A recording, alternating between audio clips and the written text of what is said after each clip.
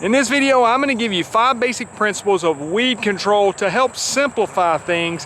Whether you're doing this at your own lawn or you want to start a weed control and fertilization business, you need to not overcomplicate things to get the results. So these 5 principles should help you do that. Today's video is sponsored by my friends at Graham Spray Equipment. Here's my Graham Spray rig on the back of my Ford F-350. It has been serving me faithfully for years and making lots of money. So if you need a spray rig for your business, go to grahamsc.com. All right, these principles are in no particular order, but I'm hoping to show you some examples of how these play out in this yard as I'm talking. First principle I want to mention is that controlling weeds with a pre-emergent is often cheaper and more effective than controlling with a post-emergent. All right, let me see if I can provide a couple of examples for you. If you look right here, this is crabgrass, and this is in a Bermuda lawn. So you see here's the Bermuda grass, lots of crabgrass.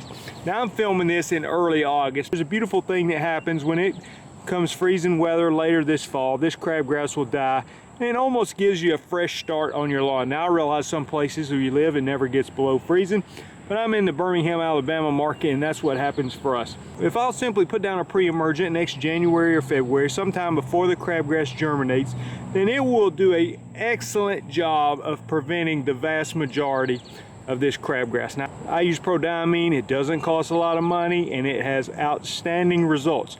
Now, on the other hand, you say, well, what if you got a whole yard full of crabgrass? And some people say, oh, Jason, why don't you just go ahead and pull all the weeds? Listen, that's not realistic, just to be honest with you.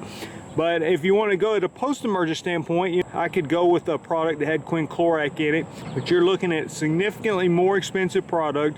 And to be honest with you, it's not going to give you as good a results as just putting down the prodiamine early in the year. Let me give you another example. This weed right here is called Kalinga. This year I started using Spectacle Flow in May on my yards, and it greatly reduced the amount of Kalinga that I had in the yards. Now, is there ways to treat Kalinga with a post-emergent? Yes, there's lots of sedge products. And you can even spray it in the spring with Dismiss and get a lot of control for not that expensive of a result. But again, using that Spectacle when I did not only helped with this weed, it helped with a lot of weeds, so that there's far less need to be spot treating with a post-emergent. The second thing I want to encourage you to do is just simplify things, okay? Don't overthink it. There was a point when I was doing weed control where I used to overthink, what am I going to spray on every individual weed? The thought went like this: well, I've got Virginia buttonweed in the yard. What's the best product for Virginia buttonweed?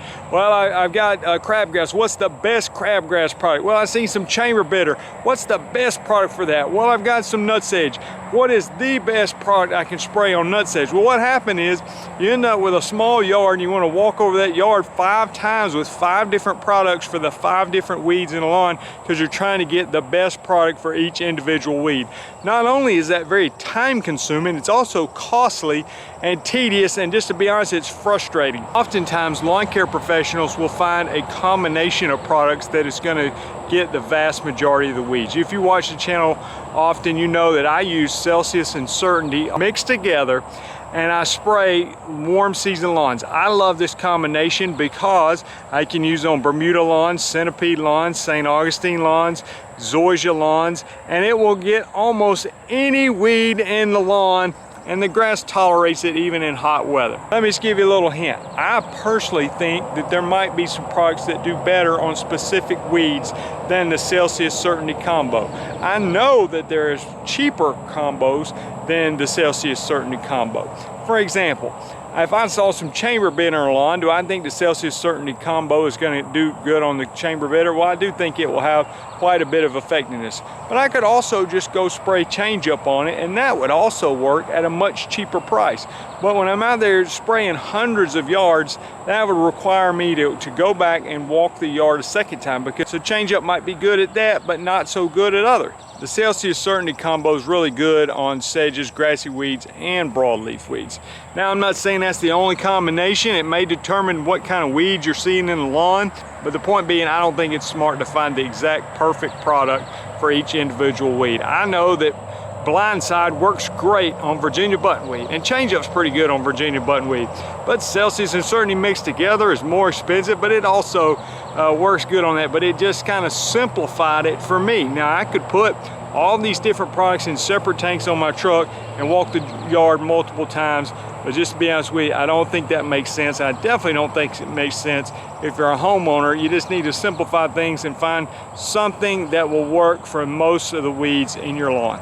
And again, if you'll go by principle 1 and get your pre-emergents out on time, there should be far less weeds that are going to need spot treating than if you skip that step. The next principle I want to lay out to you is that healthy turf is by far better at keeping weeds out of your lawn than unhealthy thin turf. I can think of a couple of lawns that I take care of that have a very bad problem with Poa annua in the winter time. You know what both those lawns have in common? They're both shaded Bermuda lawns. Bermuda grass needs full sun. These are thin Bermuda lawns that look okay in the summertime, but they get very thin in the wintertime. And guess what? Even when these spray in Spectacle in the fall, which is a great product for controlling Poa, they still get covered up in Poa in those situations, and I'm end up out there with a Postemergent product like Revolver trying to control the Poa. And on the exact same yard, in the front yard, it gets plenty of sun, thicker, healthier turf, and guess what? No problem with the Poa. As I walk through this yard, there's very few weeds until you get back here where there's some obvious bare spots where we're trying to get the grass to fill in. Well, as you get in those bare spots, guess what? Tons of weeds. You got crabgrass, you just got random broadleaf weeds, even got some spurge in here, goosegrass, lots of weeds in these bare spots. Now, if the turf was thick and healthy, then it would be much easier to control the weeds. But let me make this point just as a word of caution. If you've got a situation like this where I'm trying to get my grass to fill in, and you can see where this Bermuda grass is actually spreading in those areas, and maybe over the next couple of months it'll almost fill in this bald spot. There's a little bit of a catch-22 in these situations. If I would have sprayed a pre-emergent in these bald areas, it may have hindered the rooting of the Bermuda grass to keep it from spreading quite as well.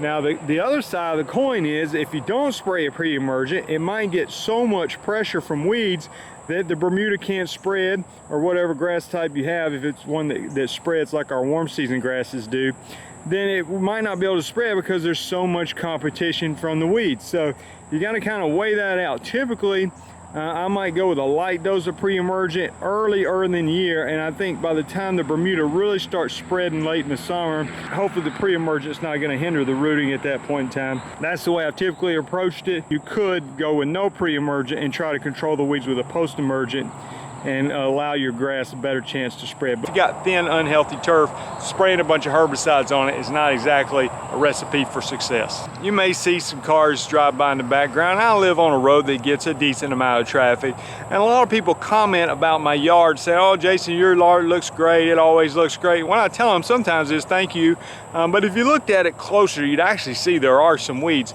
But the fourth thing I want to mention is that your mowing practices make a big difference. One of the things that helps my yard look great, even though I have got 3 acres of grass and I do weed control and fertilization, I still get weeds, but I frequently mow the lawn. So I'm mowing this Bermuda lawn every 5 or 6 days sometimes in the summer when it's growing aggressively. If I don't want to mow it that often, sometimes I'll use a growth regulator. I use a product called Podium, and that helps it not grow quite so fast and makes it easier to maintain.